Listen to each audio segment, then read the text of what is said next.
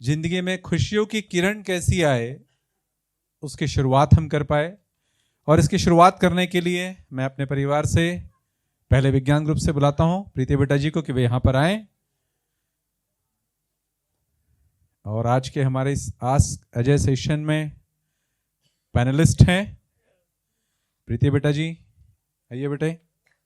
आप प्रीति बेटा जी हैं, लगभग 8-10 महीने से हमारे परिवार के साथ हैं और काफ़ी इन्होंने समझने और जीने के क्रम में मन लगाया है। वही खुशियों की एक किरण की झलक मिलने के बाद हम सभी को लगता है कि इसकी निरंतरता हो जाए। अगले पैनलिस्ट हैं हमारे विवेक ग्रुप के बेटा जी नारायण बेटा जी, आप भी आ जाइए। हेलो ठीक। आप छत्तीसगढ़ से हैं और चरण सिंह भैया के प्रेरणा लेते हुए यहाँ पर आए। इनके साथ इनकी बहन भी यहीं रहती है, योग्या बेटा जी। तो आज ये 2 पैनलिस्ट और मैं, हम लोग बैठेंगे अजय भैया के साथ। तो मैं अजय भैया को भी आमंत्रित करना चाहूँगा कि अजय भैया आए। और आज का हमारा ये इतना बढ़िया विषय कि जिंदगी में खुशियों की किरण कैसे, इस विषय पे हम बात करेंगे। हमारे पैनलिस्ट अपने कुछ व्यवहारिक प्रश्नों के साथ हैं। आप लोगों से भी आग्रह है, निवेदन है, किस विषय से जुड़ा कोई प्रश्न अगर आपके मन में है तो आप हैंड राइज करिए, आपको एक माइक दे दिया जाएगा और आप भी प्रश्न पूछ सकते हैं, क्योंकि खुशियों की किरण हम सभी चाहते हैं अपनी जिंदगी में, आज भी, कल भी, हमेशा, निरंतर। तो शुरू करें बेटे। कितने बजे तक चलेगा भैया? मेरे बेटा जी कितने बजे तक चलेगा ये? 7:32 हो रहा है, 8:05, ठीक है, 8 बजे तक, ठीक है। तो हेलो शुरू करें।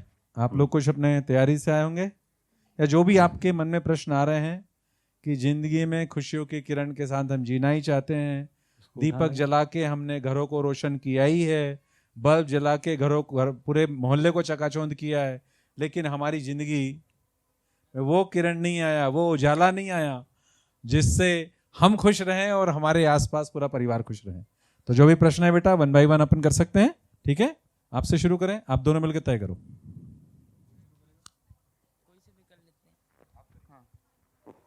तो सभी को नमस्ते। तो हमारा आज का टॉपिक है ज़िंदगी में खुशियों की किरण कैसी है। तो इसमें सबसे पहले तो मेरा यही प्रश्न बनता है कि ये जो है ज़िंदगी में खुशियों की किरण का मतलब क्या होता है, और ये मेरी जो ऐसा लगता है कि हाँ ये मुझे चाहिए, ऐसा लगता तो है मुझे, पर इसका मतलब मुझे नहीं पता। कुछ आप क्लियर करिए इसको। बहुत बढ़िया, सबके लिए, पूरे हॉल के लोगों के लिए जोरदार ताली हो जाए। और बहुत सारे हमारे साथ मेहमान बैठे हुए हैं। विषय मेरे ख्याल से उनकी ज़िंदगी से भी जुड़ा ही होगा और आप लोग भी शेयर कर सकते हैं, आप लोग सभी अनुभवी हैं। थोड़ी सी मेरी आवाज़ बढ़ा देंगे तो अच्छा रहेगा, मेरे मॉनिटर में खाली इसमें से। हेलो हेलो, हाँ ठीक है। तो क्या हुआ बात कि आप देखेंगे बच्चे जो हैं वो खुश रहते हैं, रोते रहते हैं, दुखी रहते हैं, क्या रहते हैं? छोटे बच्चे, क्या लगता है? तो छोटे बच्चे शरीर नया पाके, संबंधी नया पाके खुश रहते हैं, है ना? लेकिन वो खुशी की निरंतरता नहीं रहती है। क्यों? तो इसको अच्छे से समझ सकते हैं। जितनी समझ लेके वो पैदा होते हैं, कोई ना कोई समझ लेके तो पैदा होते हैं, वो एक आयु तक काम करती है। एक आयु के बाद वो समझ कम पड़ जाती है, उम्र बढ़ जाती है, समझ वहीं की वहीं रह जाती है। तो दिक्कतें शुरू हो जाती है ना? उम्र बढ़ गई, अकल उतनी की उतनी रह गई। तो जैसे जैसे उम्र बढ़ रही है, अकल बढ़ना चाहिए, घटना चाहिए? क्या लगता है? उसको बंद ही मत करो तुम, चालू ना दोबारा। दूसरा दे दो भाई माइक। हाँ हो गया। तो जैसे आपने बोला कि कुछ ना कुछ थोड़ी ना थोड़ी समझ लेके पैदा होता है, तो बढ़ना तो चाहिए उम्र के हिसाब से, पर वो कौन सा समझ लेके पैदा होता है, ये थोड़ा क्लियर कर। हाँ, तो कोई भी बच्चा अपनी मर्जी से पैदा होता है? नहीं, नहीं, नहीं होता है। ऐसा तो लगता है कि नहीं होता। बिना मर्जी के होता है। अपनी जब मैं जैसे पैदा हुआ तो मुझे नहीं पता कि मेरी मर्जी थी कि नहीं। ठीक बात। सांस बंद कर दो, पता चल जाएगा। सांस बंद कर लो अपनी, हाँ तो पता लग जाएगा मर्जी है तुम्हारी। हाँ, मर्जी तो मर्जी है कि हाँ नहीं? है। पर मैं पैदा नहीं हुआ था तो मेरी सांस कैसे बंद हो सकती है? तो तुम्हारी सहमति है ना सांस चलने में? हाँ हाँ है सहमति नहीं है? है। हाँ, तो सहमति का मतलब है कि वो आपकी सहमति है, आपको ध्यान नहीं है। ठीक, तो उम्र बढ़ी तो जितनी मिनिमम अकल लेके हम पैदा हुए, सांस लेना, खाना पीना, नमस्कार, है ना, ये जो जितनी हमारी समझ उसको लेके जो हम पैदा हुए हैं वो उस समय के लिए पर्याप्त। लेकिन उम्र बढ़ने से समझ बढ़नी भी चाहिए थी, जो नहीं बढ़ी उससे खुशहाली खत्म हो गई। सही बात है। मेरा ध्यान भी नहीं गया था कि मैं मेरे बिन मर्जी से पैदा हुआ ऐसा। हाँ, तो आप अपनी मर्जी से पैदा हुए, देखो पता ही नहीं आपको। हाँ, अभी पता चला। पता चल गया? हाँ चल, बहुत अच्छा हो गया। अभी आपने तो बताया। नारायण के लिए जोरदार ताली बजाएं, इनको पता चल गया। तो दिक्कत क्या है कि उम्र हमारी बढ़ती जा रही है, अकल वहीं की वहीं है। जैन साहब कहाँ है? वहीं के वहीं का क्या मतलब? खाने के लेकर, सोने को लेकर, पैसे को लेकर ही अकल है। वो तो पैदा होते समय भी इतनी थी। उम्र बढ़ने से अकल बढ़नी चाहिए थी, वो बढ़ी नहीं, तो क्या करें? तो अकल कम बढ़ गई, इसलिए हम परेशान होना शुरू हो गए। क्या अकल? पहला दिक्कत क्या है? बच्चों को एक उम्र के बाद दिक्कत शुरू हो गया। आप देखोगे एक उम्र के बाद बच्चों की बड़ी प्रॉब्लम है। क्या प्रॉब्लम हो गई उनकी? अब उनके जो भाई बहन हैं उनके साथ उनको रिश्ता निभाना नहीं आता है। आता है? आता है? नहीं आता है? नहीं आता। बताओ भाई, गेस्ट लोग बताओ, ये बिटिया का नाम क्या है? माइक दे रहे हैं इनको जरा, एक फटाफट जरा।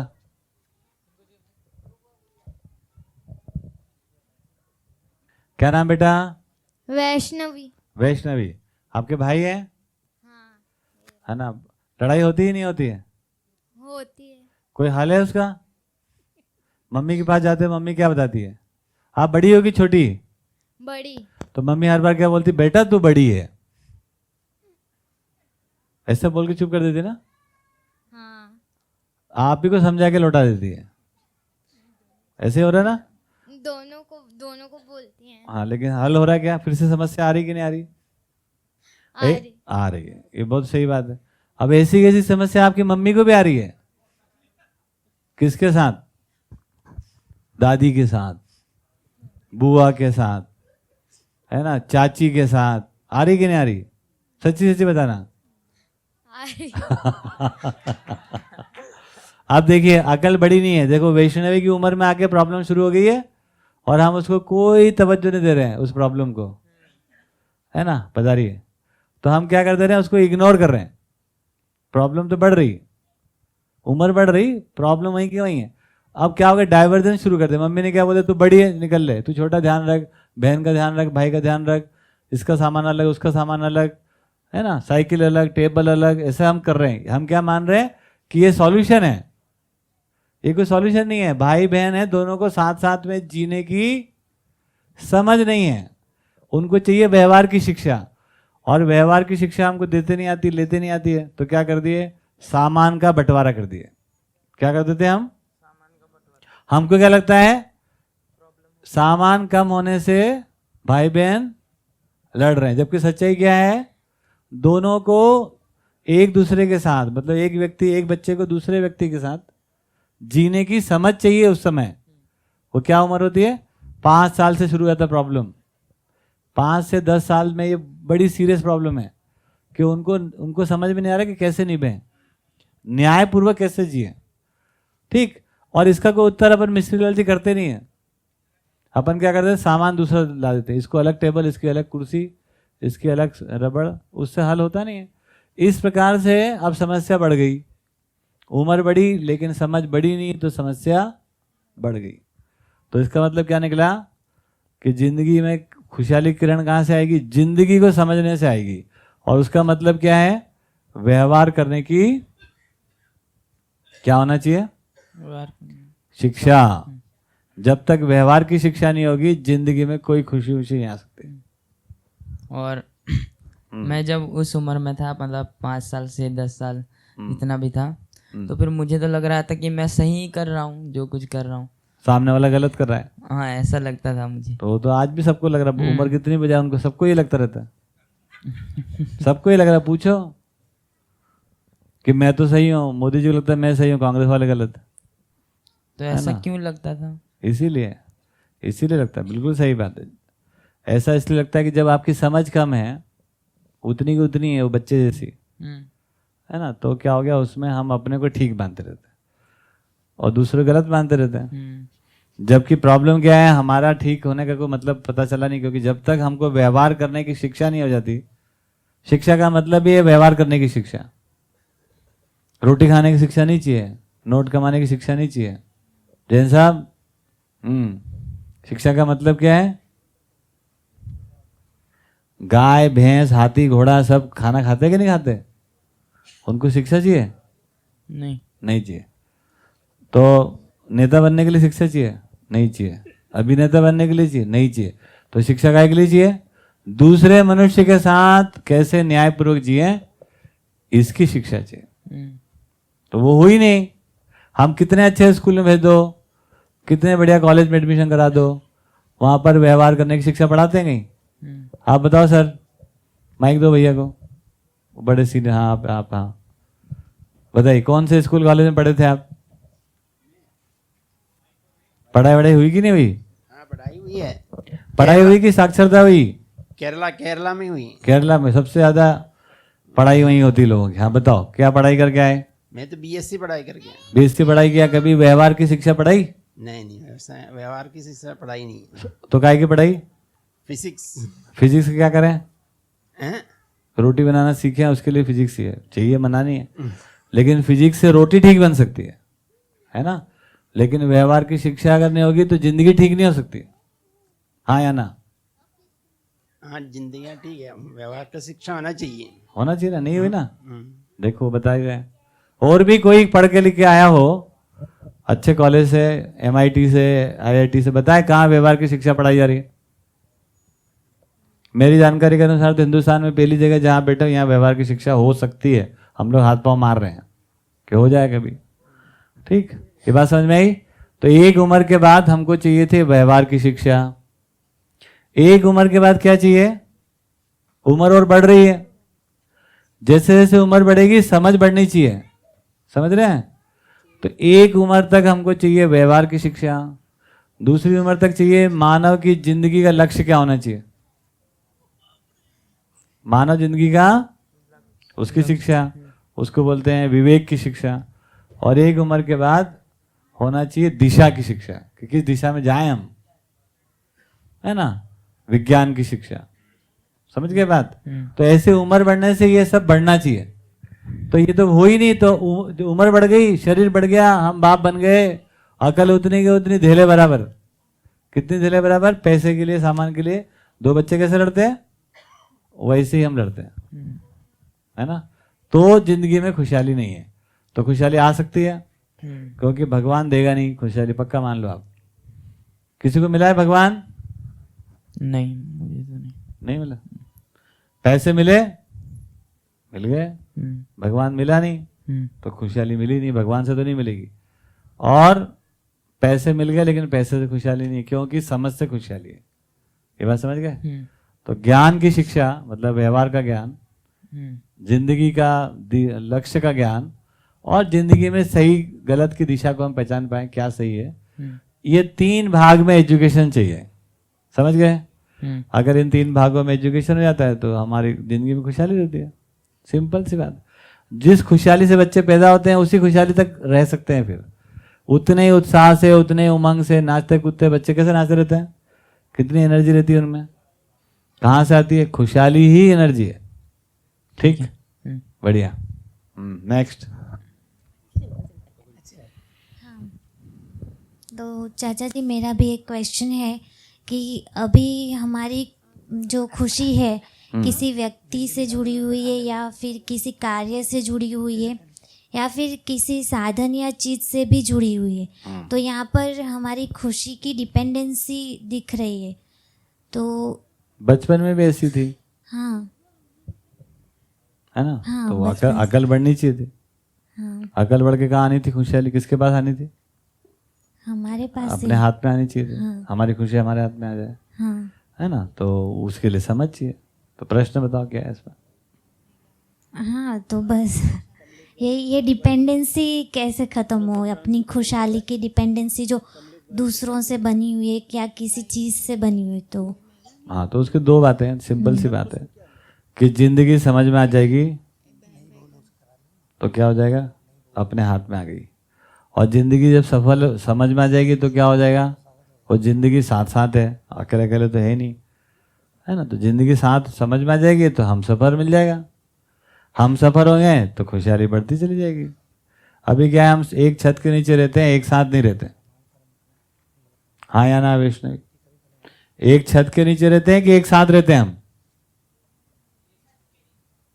एक छत के नीचे रहते हैं, एक साथ रहते हैं? बताओ। एक साथ। एक साथ रहते हैं कि एक छत के नीचे रहते हैं? दोनों। दोनों। कैसे पता लगता है आपको? सब साथ में रहते हैं तो इसलिए साथ कैसे पता लगता है? एक दूसरे से बातचीत करते हैं और साथ। बातचीत में दंगा हो जाता है फिर? हाँ, बाद में तो फिर वापस से बात करना शुरुआत हो जाती है। कितने दिन तक करोगे ऐसा? थकोगे नहीं थकोगी? एक साथ होने का मतलब और एक छत के नीचे रहने का मतलब क्या है समझो। एक छत के नीचे हैं, खाने पीने के लिए, प्रोटेक्शन के लिए एक छत के नीचे हम रहते हैं, एक साथ थोड़ी रहते हैं। एक साथ का मतलब ये होता है कि व्यवहार की शिक्षा पूरी हो गई तो जिंदगी समझ में आ गई और जिंदगी का लक्ष्य समझ में आ गया, और मेरा लक्ष्य और पापा का लक्ष्य और मम्मी का लक्ष्य और भाई का लक्ष्य एक है। जब हमारे लक्ष्य अलग अलग हैं तो एक छत के नीचे हम रहते हैं। जब लक्ष्य एक हो जाता है तो एक साथ रहते हैं। बात समझ में आई? तो अभी हम क्या कर रहे हैं? एक छत के नीचे रहना सीखे हैं। इतना सीख पाए इतने साल में, हजारों साल की यात्रा में केवल हम एक छत के नीचे रहना सीख गए। एक साथ होकर रहना अभी भी शेष है। और वो जिंदगी जब तक समझ में नहीं आएगी, उसमें उत्साह नहीं होगा, तो एक साथ हो ही नहीं सकते, क्योंकि हम सबकी जिंदगी बराबर खुशहाली ही है। अगर खुशहाली है ही नहीं तो एक छत के नीचे काटो टाइम।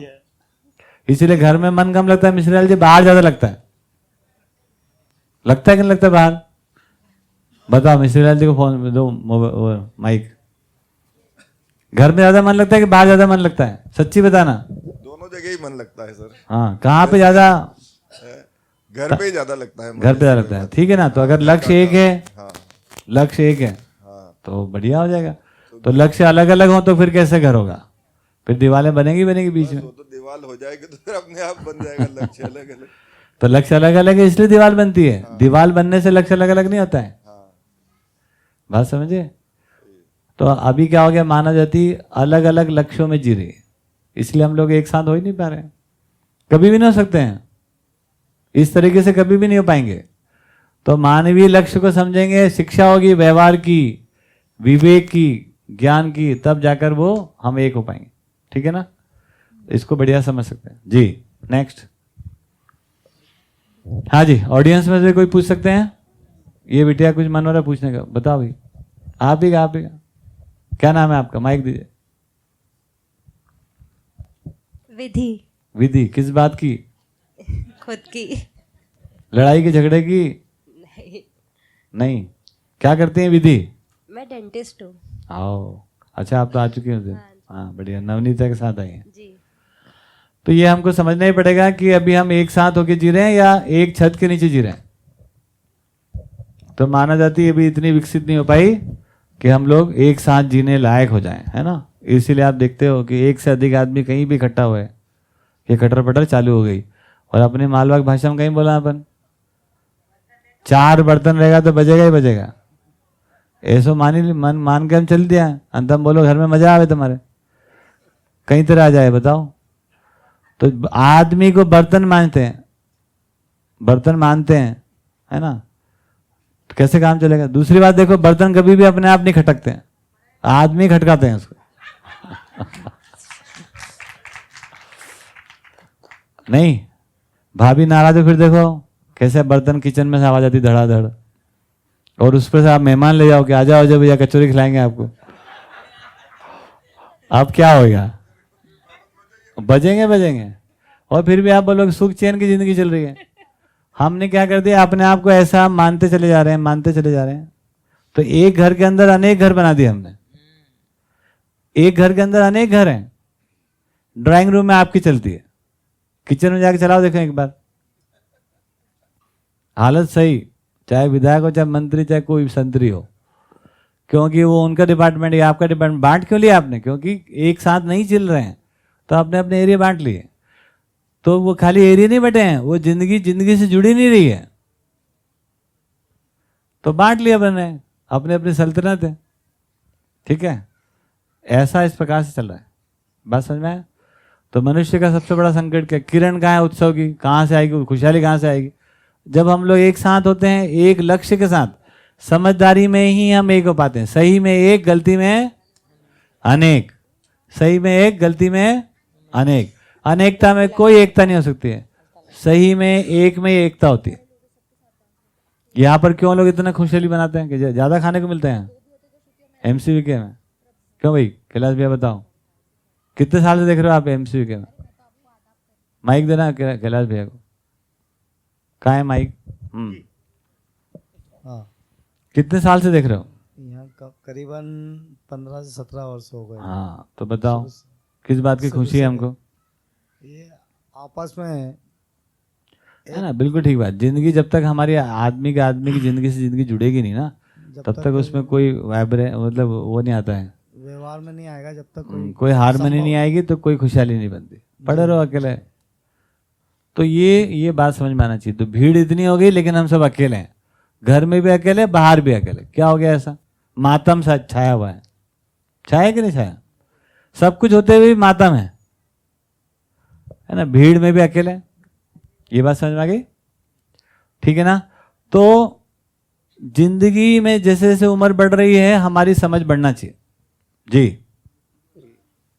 ये कहा लक्ष्य अगर एक है तो साथ साथ रहना होता है। हाँ। अगर कोई लक्ष्य, जैसे सभी लोग घर में परिवार में कलाकार में अगर एक ही लक्ष्य हो जाए, हाँ। या गाने में एक ही लक्ष्य हो जाए, या किसी और अन्य में जैसे धन कमाने में एक लक्ष्य हो जाए, तो क्या सुखी रह सकते हैं? बिल्कुल भी नहीं। साथ साथ रह सकते हैं ना, गलत में कभी भी आप एक हो ही नहीं सकते हैं। तो अधूरे लक्ष्यों में कभी भी हम ज्यादा दिन तक एक साथ चल नहीं पाएंगे, है ना? तो जब तक लक्ष्य पूरा सही नहीं होगा, तब तक हम साथ चल ही नहीं सकते।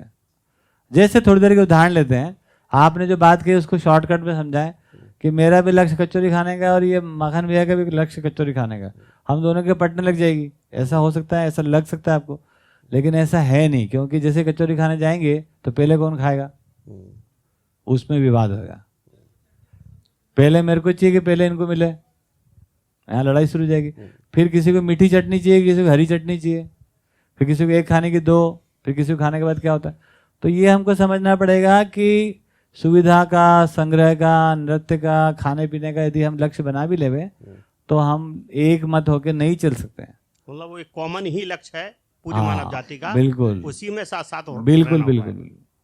पूरी दुनिया के हर मनुष्य का एकमात्र लक्ष्य है। क्या लक्ष्य है वो? सुखी होना। सुखी होने के लिए क्या करना पड़ेगा? उम्र के हिसाब से आपकी समझ बढ़ना चाहिए। बढ़ना चाहिए कि नहीं बढ़ना चाहिए? क्या उम्र होगी जैन साहब बताओ? 56 की उम्र में क्या चीज आपको समझ में आ जाना चाहिए? आप बताओ।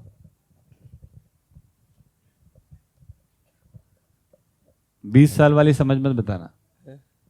56 साल की उम्र में एक आदमी की क्या समझ होना चाहिए? बस सभी साथ प्रेम हो से रहे। वो तो कभी नहीं हो पाया, है ना? 56 साल की उम्र में हमारी समझ क्या होना चाहिए?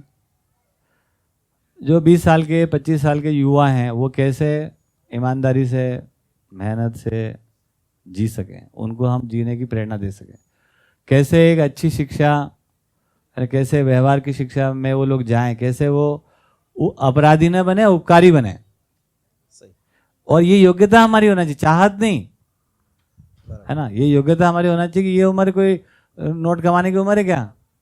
है ना। ये नोट कमाने की उम्र मतलब ये उम्र में जिस जो शोभा देता है वो काम हमको करना चाहिए। 56 साल की उम्र में आदमी ने क्या करना चाहिए, 25 साल के आदमी को किस प्रकार से सफलतापूर्वक जी सके बिना नौकरी के बिना व्यापार के, ये योग्यता हमारी होना चाहिए। तो उम्र बढ़ेगी तो समझ बढ़ेगी, अगर समझ बढ़ती चलेगी तो जिंदगी में उत्साह बना रहेगा। और ये है ना, नहीं तो क्या हो गया, हम तो रुके वहीं पे, पूरी मानव जाति रुकी वहीं पर। 5 साल की उम्र में क्या, जितने ज़्यादा सामान उतने ज़्यादा खुशहाली। बच्चा ऐसे करता है, ये भी मेरा, वो भी मेरा, वो भी मेरा, वो भी मेरा, है ना। तो हम 55 साल में भी क्या, 75 साल में भी क्या, और 85 साल में भी क्या, वैसे के वैसे रह जाते हैं। तो क्या उपलब्धि हुई, क्या पाया गया आपने? इसीलिए आपकी कोई इज्जत भी नहीं करता महाराज, काय करेगा कोई। तो उम्र बढ़े तो समझ बढ़े, समझ गए? कुल मिला के इतनी बात। हाँ जी, और कोई मुद्दा? ऊपर से, ऊपर तो बढ़िया बढ़िया लोग बैठे हुए हैं एकदम जोरदार डेकोरेशन के साथ, वाह जी वाह। जूम में भी काफ़ी सारे हमारे साथी जुड़े हैं। कोई ऑनलाइन क्वेश्चन हो तो प्रांजल बेटे उसको ले सकते हैं। अच्छा हाँ, 1-2 प्रश्न मेरे पास ही हैं। हाँ, भैया का नाम अरविंद भैया कह रहे हैं, हर व्यक्ति में चाहत सही की है, मानवीय लक्ष्य हमारे बीच की दूरियां मिटा सकती है, यह सुनकर भी लोगों को इसके साथ चलने की हिम्मत क्यों नहीं बन पाती? बहुत अच्छी बात है। सामान्य भाषा में बात करें, वो ये कह रहे हैं कि हर आदमी सुखी होना चाहता है, और जिस प्रकार से हम जी रहे हैं, जिन लक्ष्यों को मान के हम जी रहे हैं, उसमें अभी सुखी हैं क्या? हाँ या ना? सुखी हैं क्या, या भविष्य में सुखी होने वाले हो? आज सुखी हो क्या? हाँ या ना बताओ, है ना। नहीं है तो भविष्य में सुखी हो जाएंगे। अब पता नहीं क्या होने वाला कल को जिससे हम सुखी हो जाएंगे। तो वो ये कह रहे हैं कि यदि सभी के सुखी होने की आशा है, चाहत है, तो मानवीय लक्ष्य को क्यों नहीं हम समझ पा रहे? ये बात बिल्कुल सही है, क्योंकि मानवीय लक्ष्य को समझाने का काम किसका था? शिक्षा का। तो शिक्षा कहाँ अटक गई? व्यावसायिक शिक्षा हो गई। कहाँ हो गई शिक्षा? पहले चली थी भगवान की शिक्षा। भगवान की शिक्षा से भी आदमी को जीने का, है ना, शिक्षा नहीं मिल पाया। फिर वो धीरे धीरे निकल के चली गई व्यावसायिक शिक्षा, नोट कमाने की शिक्षा, है ना। तो शिक्षा कभी नोट कमाने की नहीं होती है। तो शिक्षा नहीं है, इसीलिए मानवीय लक्ष्य के बारे में अजूबा लग रहा है। बहुत सारे नए हमारे मित्र यहाँ बैठे हैं, पहली बार उनको सुनकर लगे ये कौन सी बात हो रही है, मानवीय लक्ष्य क्या होता है ना। मानवीय लक्ष्य का मतलब ये जो नर को भी चाहिए, नारी को भी लक्ष्य। मानवीय लक्ष्य का मतलब जो हिंदू और मुसलमान में कॉमन। मानवीय लक्ष्य का मतलब बच्चे से बूढ़े तक, है ना। हम सभी समाधान से सुखी होते हैं, समृद्धिपूर्वक जीना चाहते हैं। हम सब सुखपूर्वक और समृद्धिपूर्वक जीना चाहते हैं। ये हमारा लक्ष्य होना चाहिए, ना कि भगवान, ना कि सरकार, ना कि पैसा। ठीक, तो उसका एजुकेशन नहीं हुआ है, इसी कारण क्या हो गया कि लक्ष्य स्पष्ट नहीं हो पाया, है ना जी। और कोई मुद्दा? बढ़िया है, 8 बज गया है तो आगे कार्यक्रम फिर बढ़ाएं। बिल्कुल, कोई अगर प्रश्न हो तो कर कोई लें। प्रश्न हो ऑडियंस में से तो एक लास्ट क्वेश्चन ले सकते हैं। हाथ खड़ा कर दें तो माइक वहां पहुंच जाएगा। वो हाथ वहां खड़ा हुआ, माइक दीजिए। बढ़िया। सबसे स्टार्टिंग में आपने बोला था कि ये जीवन इनको चाहिए था, ये अपने इच्छा से आ गए। हाँ, आपने कितने लोग मर रहे थे उनको बचा लिया? जो मर रहा है उसको आपने बचा लिया हो कि हम अपनी इच्छा से ही जी रहे हैं, हम अपनी इच्छा से मर रहे हैं। तो मरने वाले की इच्छा तो ये होगी कि मैं नहीं मरूं, तो उसको बच जाना चाहिए। तो प्राण के प्रवाह को आप नहीं समझे हैं। जिंदगी में, जीवन में प्राण का प्रवाह है जो जीवित रख रहा है। अभी वानखेड़े सर ने बोला था कि हमारी मीडिया टीम ने मैनेज किया, बनाया, ये सब किया। यानी कि कोई भी चीज़ के संचालन के लिए एक मैनेजमेंट लग रहा है, वो मैनेजमेंट के हिसाब से सब कुछ फॉलो हो रही है जी। तो इस इतने बड़े ब्रह्मांड में जो एक बिना गलती के चल रहा है, सूर्य बिना गलती को रहा, तो उसके पीछे कोई सत्ता नहीं है, ये कैसे आप कह रहे हैं? आपकी हर बात अच्छी है, हर बात में मानता हूँ कि हर चीज़ में बेस्ट है आप लोग, लेकिन भगवान की सत्ता को स्वीकार न करना, यानी कि अपने अहम को मान लेना कि मैं ही हूँ, बस मनुष्य ही है और इसके अलावा कुछ भी नहीं है ना। तो फिर अगर ऐसा है कि हम सब अपनी इच्छा से कर रहे हैं, तो मरने वाले को आप बचा लेना चाहिए। आप कभी नहीं मरना चाहिए, क्योंकि आप अपनी इच्छा से जी सकते हैं, और आप जीवन भी अपनी इच्छा से लेके, आपने बोला सांस बंद कर दी तो ये हो जाएगा। तो सूक्ष्मता की भी बात आप सोचें। आप मतलब एक तरफ से डाइवर्टेड ना रहें। बिल्कुल आप सही कर रहे हैं, जो भी काम हो रहा है सब बिल्कुल सही हो रहा है, लेकिन एक मेंटेलिटी बना लेना कि बस यही सत्य है, यानी जो स्थूल तत्व दिख रहा है बस वही सत्य है, ऐसा नहीं है। कोई सूक्ष्म तत्व है जहां तक नजर पहुंचाना होगी आपको। बिल्कुल बिल्कुल, आप आराम से बैठे। क्या नाम है आपका? रत्नेश सिंह। हाँ रत्नेश भैया, सारे सूक्ष्म में हम चीज़ों को समझ सकते हैं, हम लोग समझने की कोशिश कर ही रहे हैं। आपने पहली बार तो ये बात बताई कि स्थूलता में यहाँ पे जो बहुत बढ़िया हो रहा है उसको आप स्वीकार कर पा रहे हैं, उसके लिए आपके लिए जोरदार ताली हो जाए, कोई दिक्कत नहीं है। और जहाँ तक बात है कि मैं या अहंकार की बात है ना, उसको थोड़ा ठीक से समझ सकते हैं। तो इस पूरे ब्रह्मांड को देखेंगे तो ब्रह्मांड में दो चीज़ें हैं। एक है जिसको हम कहते हैं व्यापक, जो कि ईश्वर के रूप में हम लोग जानते हैं, समझते हैं, और एक है प्रकृति। उसमें प्रकृति में सर्वोच्च इकाई जो है वो मानव ही है, और इन दोनों के बीच में सहअस्तित्व पूर्वक चीज़ें चल रही हैं।